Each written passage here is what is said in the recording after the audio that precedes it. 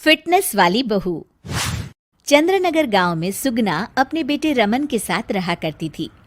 कुछ ही दिनों में उसकी शादी राधा नाम की एक लड़की से हो जाती है।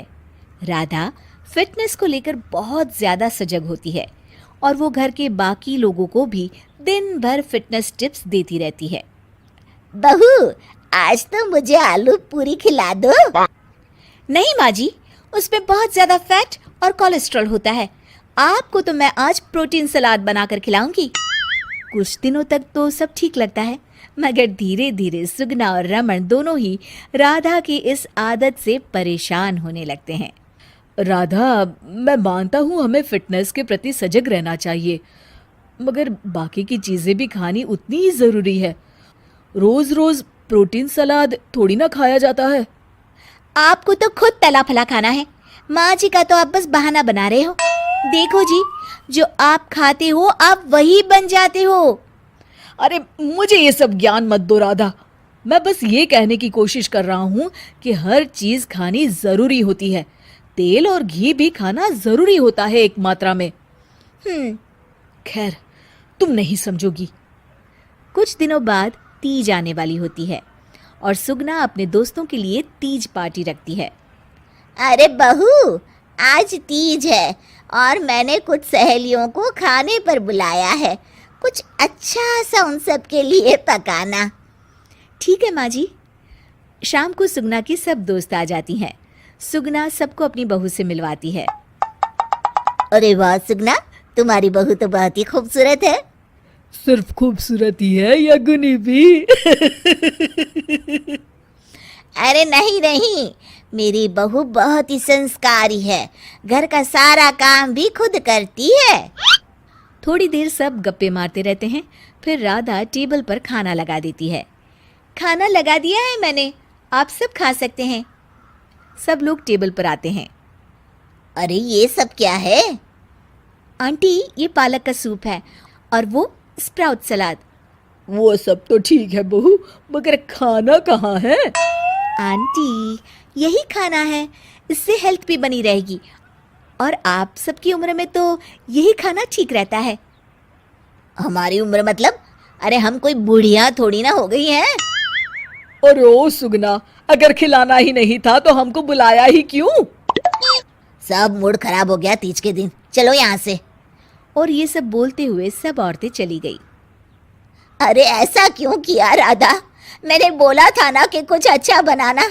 तुम्हारे फिटनेस टिप्स हर जगह अच्छे नहीं लगते।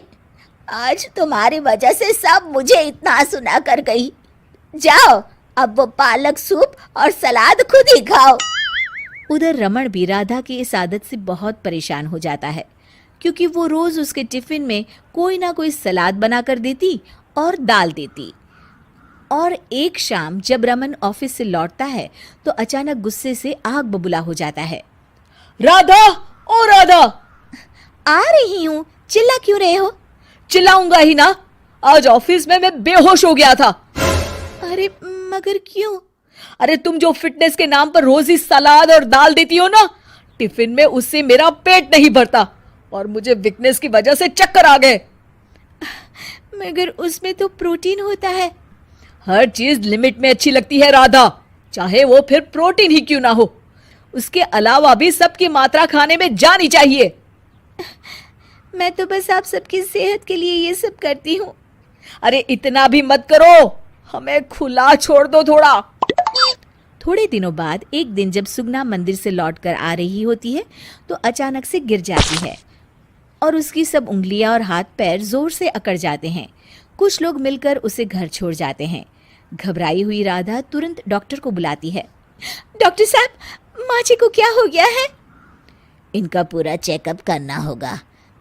वैसे तो मुझे लग रहा है कि इनको गठिया हुआ है, इतना तो पता चल रहा है। गठिया? बाप रे! हाँ, गठिया। इनके घुटनों और सभी जोड़ों में जो लचक, जो चलने फिरने के लिए ऑयल चाहिए ना, वो अब नहीं है। अरे कैसी बातें कर रहे हैं आप? मैं तो इनकी सेहत का बहुत ख्याल रखती हूँ, रोज प्रोटीन सलाद खिलाती हूँ और सूप भी। मतलब ये बिल्कुल भी ऑयल या घी नहीं खाती? नहीं नहीं। अरे कैसी बातें कर रही हैं आप? खाने में एक मात्रा में घी या ऑयल का होना बहुत ही आवश्यक होता है। अगर वो पेट में नहीं जाएगा तो जोड़ों में जो ग्रीस होता है वो खत्म हो जाता है।